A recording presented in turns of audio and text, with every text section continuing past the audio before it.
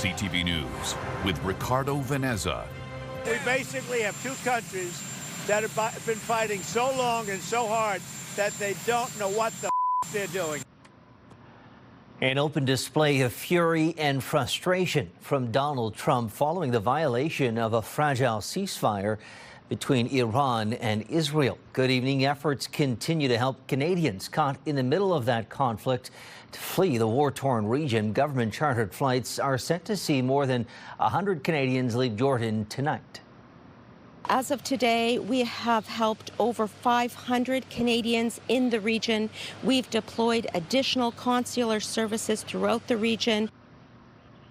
Canada is also helping allied nations get their citizens out of the Middle East. There is also ground transportation available to help get Canadians out of Israel to a neighboring country and then leave from there. The evacuation is a pressing matter as a ceasefire announced by the U.S. president is tenuous at best, but appears to be holding for the time being. Here's CTV's Joy Melvin with the very latest. After brokering a fragile ceasefire, the U.S. president visibly angry and let the F word fly. We basically have two countries that have been fighting so long and so hard that they don't know what the they're doing. Do you understand that? Sending a message to warring nations, Israel and Iran, to knock it off. I think they both violated it. I'm not sure they did it intentionally. They couldn't rein people back.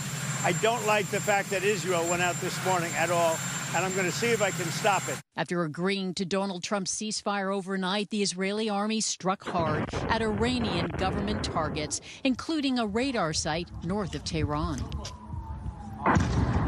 And Israel says it struck back too, after Iranian missiles had been fired in the south, killing 4 Israelis. The president trying to hold this truce together, telling reporters he was firm, demanding Israel's prime minister bring back its planes and stop the bombing. Tired of it. I think they don't want it to happen again. And Iran's not going to have a nuclear weapon, by the way. I think it's the last thing on their mind right now. After the U.S. bombed 3 of Iran's nuclear facilities deep underground and days of Israeli strikes on nuclear targets, Iran has been weakened. But how far has Tehran nuclear ambitions been set back? Is there any highly enriched uranium left? And are there any of these centrifuges left as well? That's a big question. And an early U.S. intelligence report suggests that America's bunker-busting bombs may not have destroyed Iran's nuclear sites. This is at odds with the president, who insists they were completely obliterated. Joy Melvin, CTV News, Washington. Now the prime minister is meeting with other world leaders at the NATO summit, where Trump has joined his contemporaries. The aim is to focus on defense, security, and the Middle East. Carney arrived in the Netherlands for the NATO summit at The Hague. All NATO members are attending the summit. Other world leaders are shifting plans to have their militaries war ready, and pressure is mounting to increase military spending to the 5% GDP target floated by President Trump. Carney addressing that subject on CNN. And it's important to be clear what we are potentially, and I think likely to all agree tomorrow, which is, and let's take the 5% of GDP figure, which is a big, huge chunk. Big number. How much is it actually for you? 5% of our GDP would be about $150 billion. Well, closer to home, a new partnership in Windsor aims to pool resources to help those living rough navigate hurdles to employment. Robert Lothian joins us tonight with a look at the new initiative and how this aims to work. Robert. Yeah, Ricardo, the UHC Hub of Opportunities will be meeting clients inside of the Soup Shack on Goyo Street. The goal is to help bridge the employment gap that exists and many face when struggling to find work or experiencing homelessness. Another one? No. On an average night, upwards of 200 people enter the Soup Shack on Goyo in downtown Windsor. You have a croissant for the bun? Let me take a look. eager for a hot meal and a fresh pair of clothes. They're lining up here an hour before just to come and hang out and just get some food and, give them some hope. Soup Shack Executive Director Bobby Riem says they do their best to meet everyone's needs, but one thing is a constant. Every day I get asked about, can you help me with a resume? Can you find me a job? Do you know anybody hiring? For the first time, the Soup Shack and UHC Hub of Opportunities is collaborating to help those in need find employment. Give them a little bit of confidence, give them a little bit of self-esteem, and give them purpose. So we're here to match their efforts.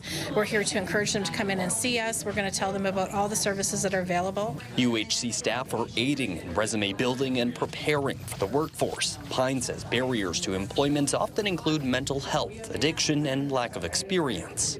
To have a caseworker and a job developer and a job coach working with them, it's very beneficial. It kind of gives them the boost that they need to bridge that gap in their employability. For those not ready for work, the UHC says resources are readily available. Most importantly, the help is coming in a familiar space. They're willing to put themselves on the line and break down that barrier and say, okay, whatever you decide for us and whoever you bring in for us, we'll trust you and we will work forward and go through with it. UHC's Brandy Pine says even helping one person moves towards employment makes this initiative worth it. They hope to continue meeting people at the Soup Shack on a monthly basis if the interest continues. Ricardo. Okay, Robert, thank you for that story. Tonight looks to be a worthwhile initiative. That's CTV's Robert Lothian. Chatham-Kent police say the body of a missing teen has been recovered from the Thames River. Emergency crews combed the river near the 3rd Street Bridge yesterday after 2 teen girls reportedly jumped into the water. Only one resurfaced. Police say the body of the 17-year-old was recovered. The incident is not considered suspicious. And still in Chatham, crews fought a fire at a multi-unit 2-story home on Grand Avenue East. Heavy flames could be seen coming from a lower rear unit when firefighters arrived. Now that heat melted the vinyl siding of the neighboring home.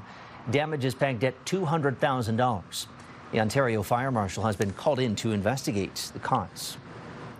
A Chatham-Kent OPP officer has been found not guilty of manslaughter. As his Honour said, there's still someone that's dead, and so it's still not really a day of joy, but relief for one person. Sandeep Kara's client was charged with manslaughter for the July 2021 death of 24-year-old Nicholas Greaves. Provincial Police Constable Sean O'Rourke was charged. Over the course of the trial, court learned Greaves stole $40 worth of gas from the Dutton en route.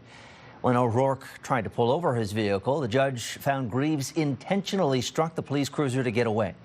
Greaves' car spun out into the center median and still didn't obey any commands. The judge ruled it was reasonable for the officer to draw his firearm. The judge also agreed with O'Rourke's evidence that he tripped to fall into the front seat of Greaves' car, and it was in his effort to get back out that his finger accidentally slid down to the trigger and the gun fired. The judge further dismissed the evidence of the 2 other passengers in Greaves' car because they were both using illegal drugs in the hours before the shooting. I was very impressed with this judge. He clearly got all the issues, and the way he started his decision and ended his decision, I think, nailed it. We are here playing Monday morning quarterback on something that was seconds long and tragic. Windsor police shut down a stretch of Willette Avenue early this afternoon after a pedestrian was hit by a vehicle. It happened around 2 o'clock when police say a female pedestrian was hit. The driver remained on scene and the pedestrian was taken to hospital. She is expected to recover from her injuries. Lanes between Elliott Street and Erie Street were closed for about an hour for the investigation and cleanup. Those have since reopened.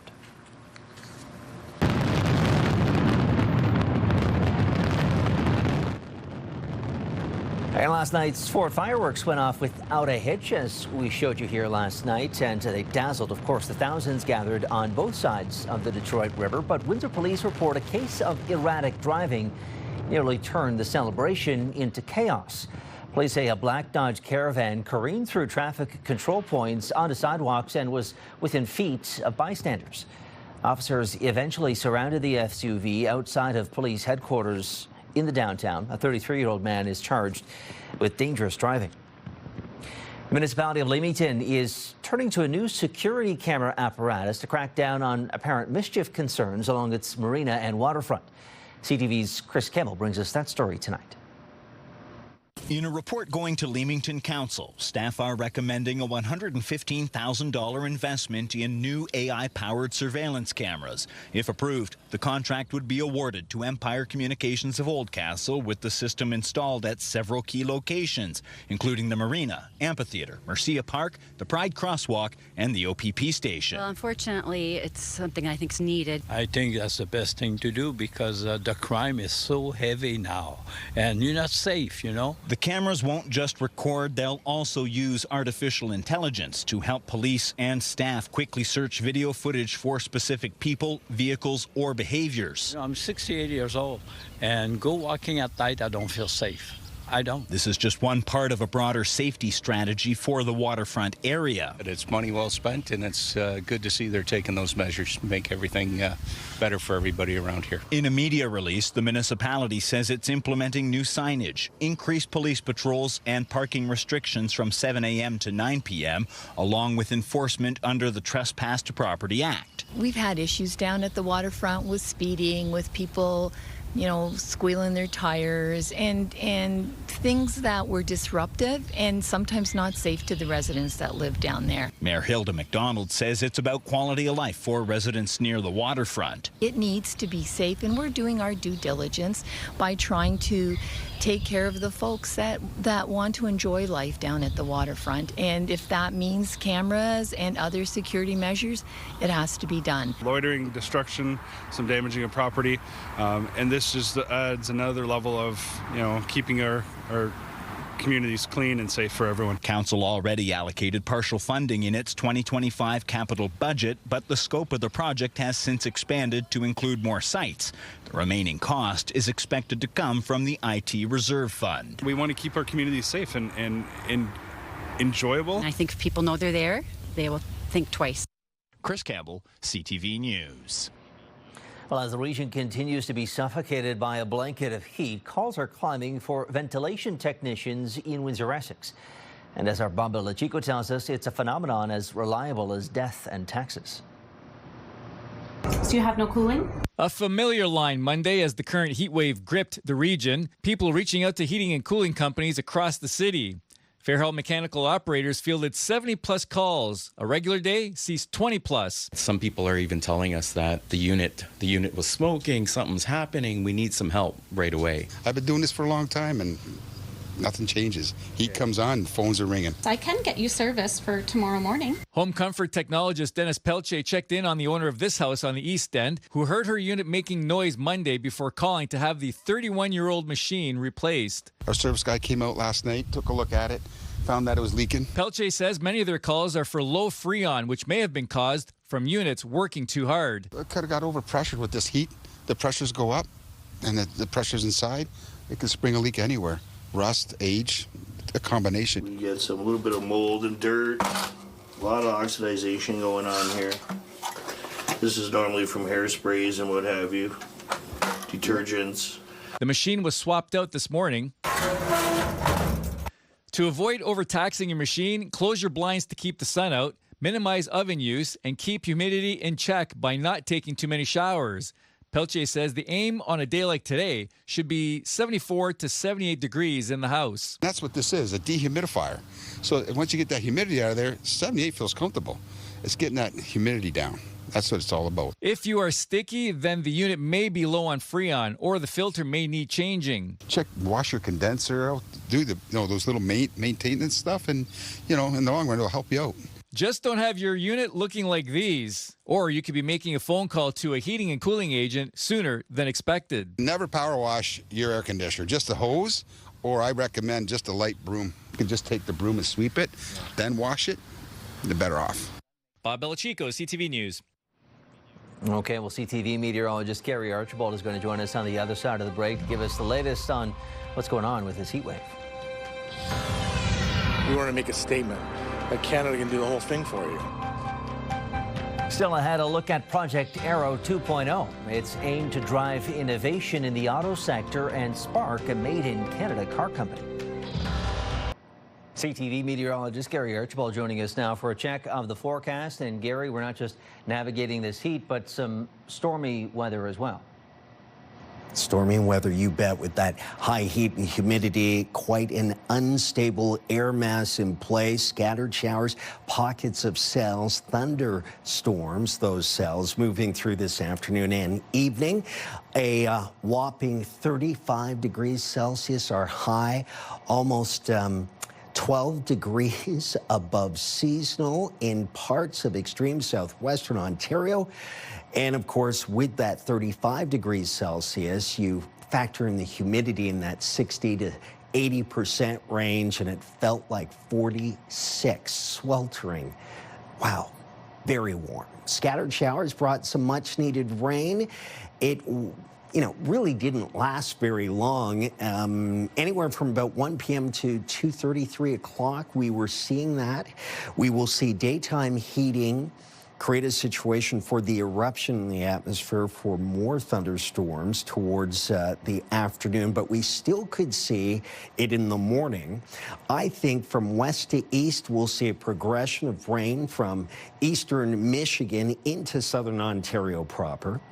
The overnight temperatures under cloudy conditions, about 20 degrees Celsius. The projection is that 20 will feel like 26, maybe 28, so it's a very warm early start to Wednesday, technically in the morning, and we'll just get warmer. Now, temperatures won't be as warm as Tuesday, but still humidity will make 27 or 28 in the afternoon feel like about 35. So we'll see if the heat warning gets extended, and officially that will be done by Environment Canada. Keep the umbrellas handy. We could be in and out of some scattered showers and or light thunderstorm activity with gusty winds tomorrow. Thursday, 28 degrees Celsius, mostly cloudy with about a 60% chance of an occurrence of showers. Wet weather continues for Friday and Saturday. Temperatures near 30 degrees both days for peak or daily maximums. Sunday up to 32, and that could feel like about 41. Mixture of sun and cloud, and still warm through Monday. About a 20 to 30% chance of seeing showers. Happy Canada Day a week from now, down to 26. That would be seasonal for the big holiday. Let's look at your weather.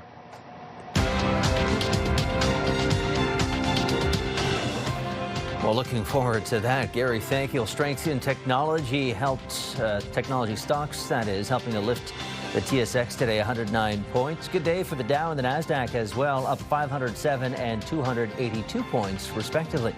The Canadian dollar again down to rest at 72.93 cents U.S. Gold losing more than $61 an ounce, while oil drops $4.14 a barrel.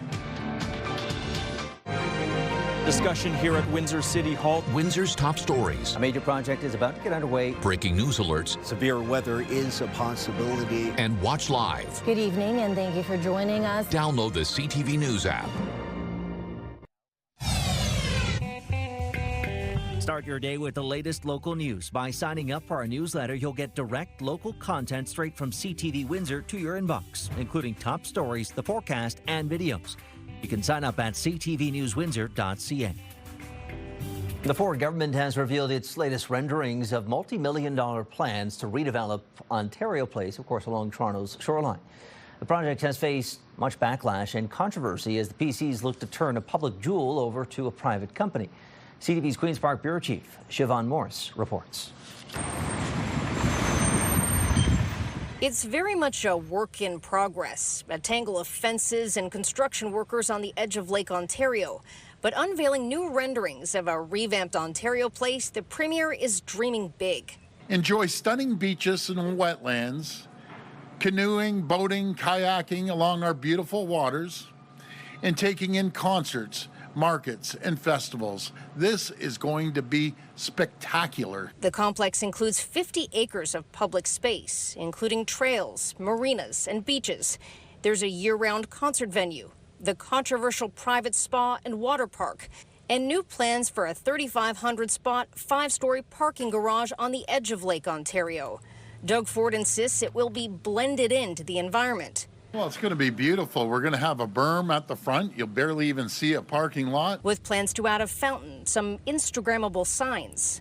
You watch, it's going to be probably the #1 place where people will take pictures. The bill, $400 million, but Ford insists it will generate $60 million a year for the province. That will be going right into Ontario coffers to pay for health care, education, infrastructure. His goal here is to make money off the backs of the people of Ontario to access their own parkland. While there had been talk about moving the lot across the street, the Premier says this location is more convenient. It's going to block views of this project from the lakeshore and from the city and sort of cut it off.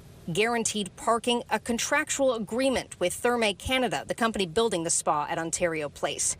A spokesperson says now there's parking scattered all over. All this is a way of consolidating them to create more space for green parks and beaches and free places for people to visit. Therma's updated plans will be released next month. This master plan doesn't include imaginings of the new science centre planned for Ontario Place, a year after its home at Don Mills in Eglinton was abruptly closed.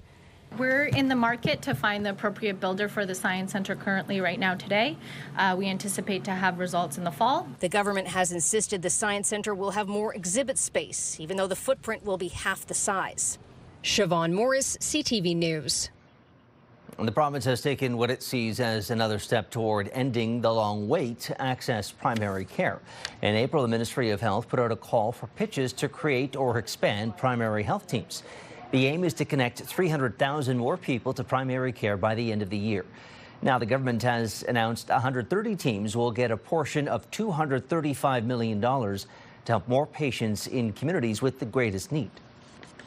This investment is part of our government's $2.1 billion primary care action plan to connect everyone in Ontario to a publicly funded family care doctor or primary care team. We know that many have waited a long time for this, and while it won't happen overnight, teams will begin accepting patients in the coming weeks and months. The goal is to have every Ontarian linked to primary care by 2029. Well, Project Arrow is driving toward its 2.0 moment. The initiative aims to showcase Canada's auto sector capabilities. It's produced a zero-emission electric car to date that's toured the world. And as CTV's Sean Leathong reports, leaders behind the project are ready to shift into a higher gear. Rolling into the era of a Canadian car company, this zero-emissions EV prototype is called Project Arrow, and 97% of the materials used to build it come from Canada. At a time when everybody was looking to make major investments in EVs, we wanted to make a statement that Canada can do the whole thing for you. The vehicle was first revealed at the 2023 Consumer Electronics Show in Las Vegas, a joint venture between the Auto Parts Manufacturers Association along with Carleton University and Ontario Tech University, with engineering students helping to assemble the vehicle. We have everything it takes, so this is physical proof that we can do it. So we're trying to gain the exposure and show people that this is the proof, this is the drivable business card. Project Arrow has been around the world, driving business to Canada. According to the APMA, the $20 million price tag to develop the project has resulted in $5 million in investment in Canada's auto industry. Now they're moving to Project Arrow 2.0, creating a fleet of electric vehicles. We're in a moment now where we're talking about building a resilient Canadian economy while it's under attack by the guy in the White House. And the Prime Minister's challenged everybody to be ambitious. Well, there's nothing more ambitious than launching a Canadian car company. Federal Economic Development Minister for Southern Ontario, Evan Solomon, got a chance to see the car for himself. This is about showcasing the capabilities of an industry that is a world-leading industry, contributes to our economy, contributes to the entire value chain of the automotive manufacturing. For Project Arrow 2.0, they'll build 2 vehicles a year for the next 3 years, with the hope of showing investors and government that Canada can have its own car company. In Canada, I think that what we want to say thoughtfully and responsibly is let's bring the best minds in Canada together to see if this is something we should and could do. As for when this vehicle could actually be in production, Flavio Volpe says if the right people are in place, it'll take about 5 years. Sean Leathong, CTV News. Pure Country 89, Windsor's country music station. pure access to the biggest stars and the hottest songs. Download the free iHeartRadio app to listen to Pure Country everywhere.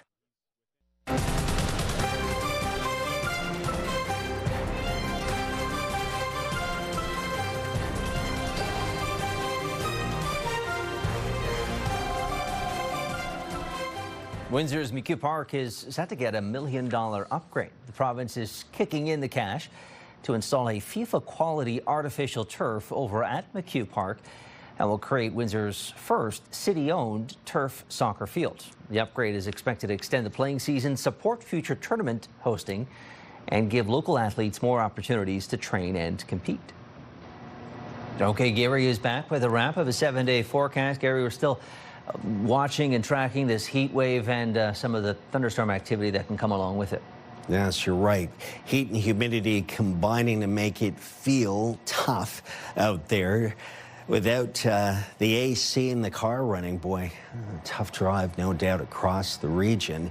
And with that heat and humidity combined, a very warm, moist, buoyant atmosphere has provided showers and thunderstorms within the vicinity. More of the same, scattered in nature over the next 24 hours, and then more rains Thursday, Friday, and into the weekend Saturday.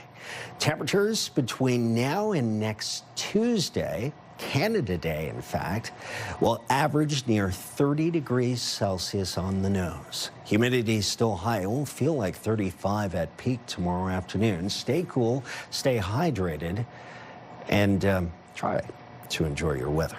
Good night. Okay, Gary, thank you for that. Well, finally for us tonight, Riverside Secondary School celebrated its first of what it hopes to see become an annual event.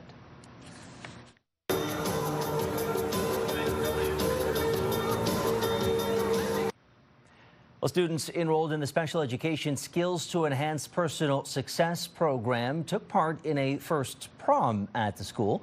Students from across Windsor-Essex Public Schools took part, getting dressed to the nines and dancing the night away. It's very significant for us because every student going from grade 9 to grade 12 gets to experience a prom at some point in their lives. And for our students, they never get that opportunity usually because it's an after-school event and they need support to attend it. Oh, great to see the kids having some fun there. That is our time this evening. Thank you so much for tuning in. We'll see you again tomorrow at 6. Until then, I'm Ricardo, Veneza, and for everyone here at CTV on both sides of the camera, have a great night.